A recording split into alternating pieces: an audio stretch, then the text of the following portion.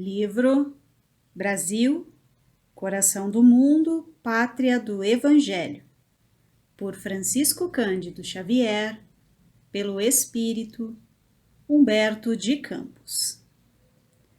1. O coração do mundo.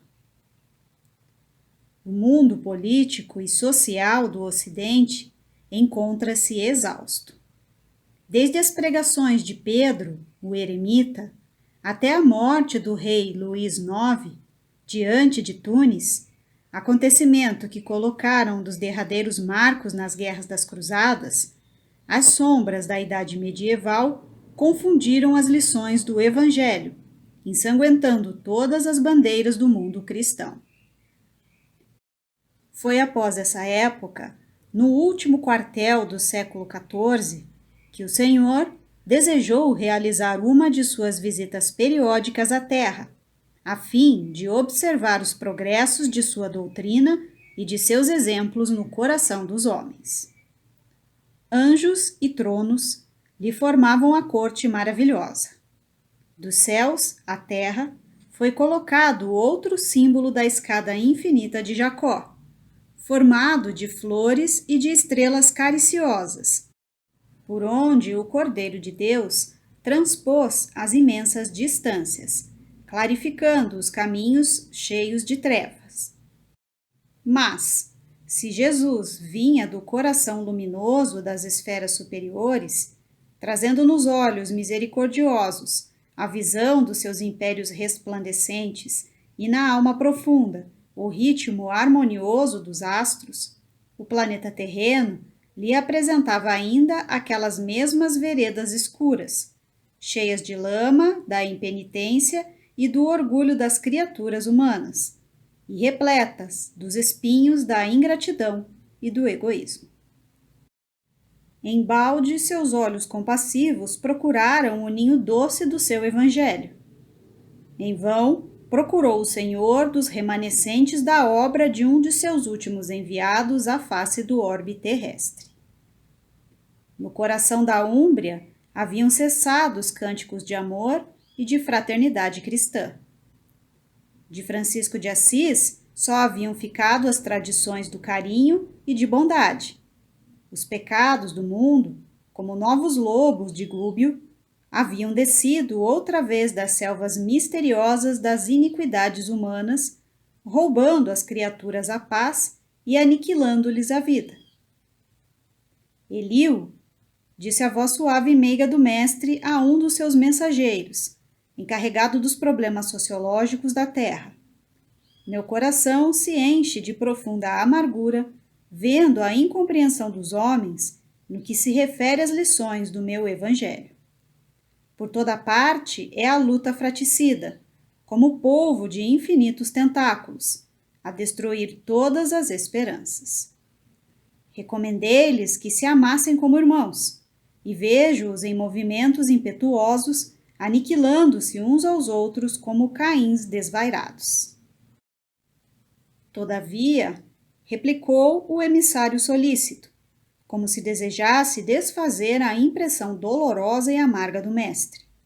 Esses movimentos, Senhor, intensificaram as relações dos povos da terra, aproximando o Oriente e o Ocidente, para aprenderem a lição da solidariedade nessas experiências penosas. Novas utilidades da vida foram descobertas. O comércio progrediu além de todas as fronteiras, reunindo as pátrias do orbe. Sobretudo, devemos considerar que os príncipes cristãos, empreendendo as iniciativas daquela natureza, guardavam a nobre intenção de velar pela paisagem deliciosa dos lugares santos. Mas retornou tristemente a voz compassiva do Cordeiro. Qual o lugar da terra que não é santo?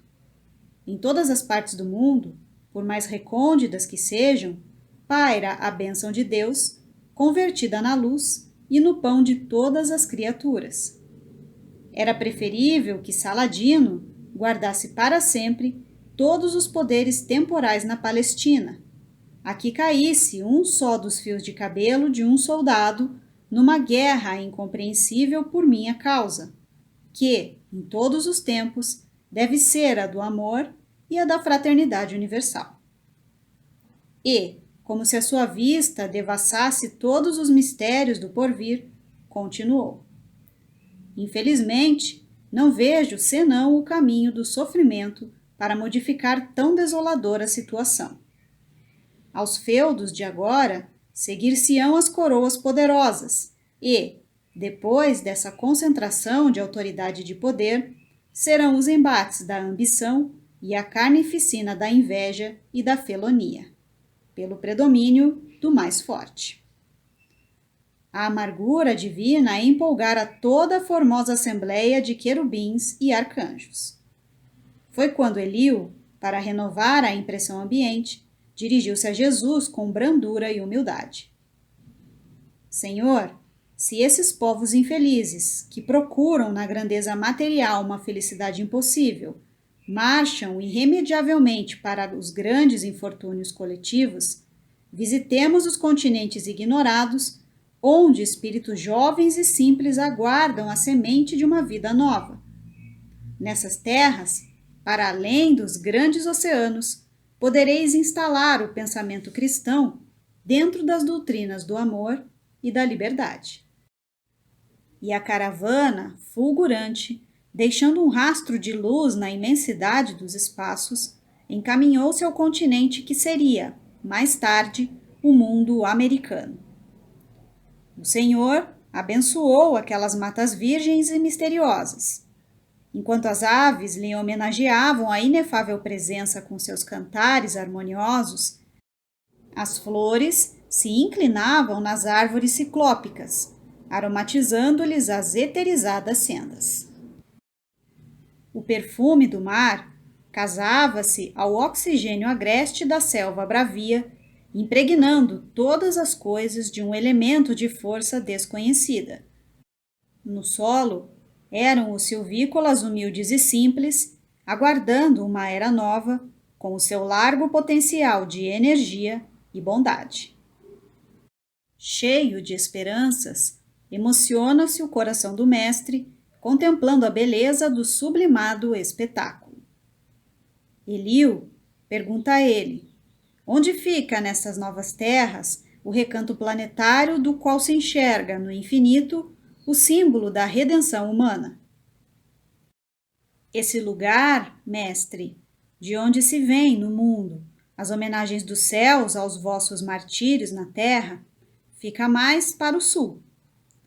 E, quando no seio da paisagem repleta de aromas e de melodias, contemplavam as almas santificadas dos orbes felizes, na presença do Cordeiro, as maravilhas daquela terra nova, que seria, mais tarde, o Brasil, desenhou-se no firmamento, formado de estrelas rutilantes, no jardim das constelações de Deus, o mais imponente de todos os símbolos. Mãos erguidas para o alto, como se invocasse a bênção de seu Pai para todos os elementos daquele solo extraordinário e opulento, exclama então Jesus: para essa terra maravilhosa e bendita será transportada a árvore do meu evangelho de piedade e de amor. No seu solo, dadivoso e fertilíssimo, todos os povos da terra aprenderão a lei da fraternidade universal. Sob estes céus serão entoados os hosanas mais ternos à misericórdia do Pai Celestial. Tu, Eliú, te corporificarás na terra, no seio do povo mais pobre e mais trabalhador do Ocidente. Instituirás um roteiro de coragem para que sejam transpostas as imensidades desses oceanos perigosos e solitários, que separam o velho do novo mundo. Instalaremos aqui uma tenda de trabalho para a nação mais humilde da Europa, glorificando seus esforços na oficina de Deus.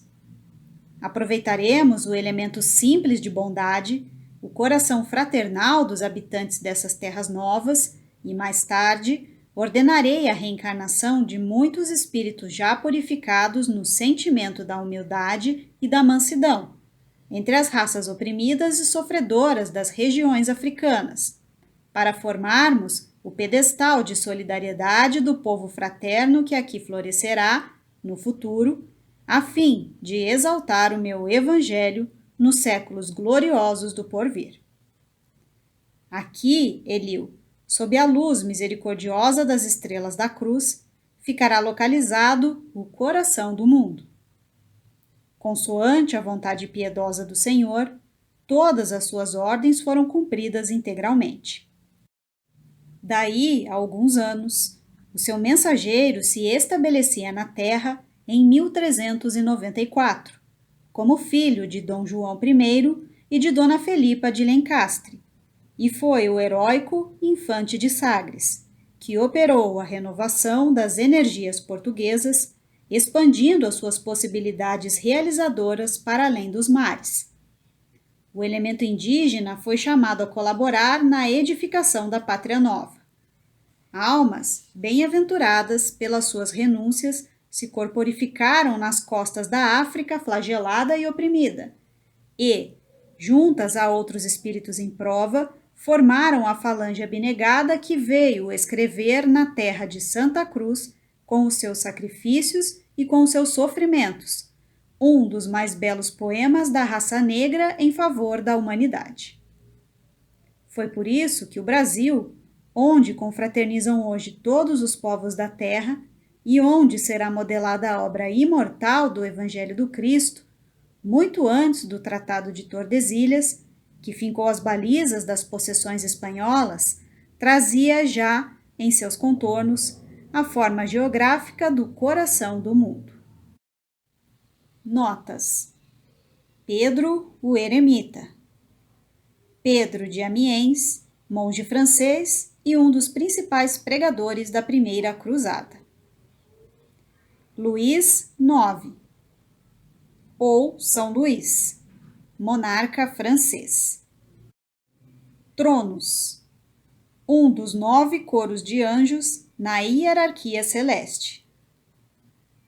Escada infinita de Jacó, escada que interliga os céus e a terra. Gúbio, relaciona-se à lenda de Francisco de Assis, contada no final do século XIV, numa obra de autor desconhecido, intitulada As Pequenas Flores de São Francisco. Eliu. O autor preferiu a forma árabe, Eliu, em vez de Eliléu, forma hebraica geralmente usada. Saladino. Salah ad-Din Yusuf ibn Ayyub, sultão aiúbida do Egito e da Síria. Felonia, ato desleal, traição. Árvores ciclópicas, de enormes dimensões. Dom João I, 10º rei de Portugal e o primeiro da dinastia de Aves. Dona Filipa de Lencastre, princesa inglesa da Casa de Lencastre, tornou-se rainha de Portugal por meio do casamento com o rei Dom João I. Infante de Sagres, Dom Henrique de Avis, infante português e a mais importante figura do início da Era das Descobertas, popularmente conhecido como Infante de Sagres ou o Navegador. Tratado de Tordesilhas. Acordo assinado entre Espanha e Portugal em Tordesilhas, Velha Castela, em 7 de junho de 1494, que fixou, em 370 léguas a oeste das ilhas de Cabo Verde, a linha de demarcação que separava as possessões coloniais dos dois países.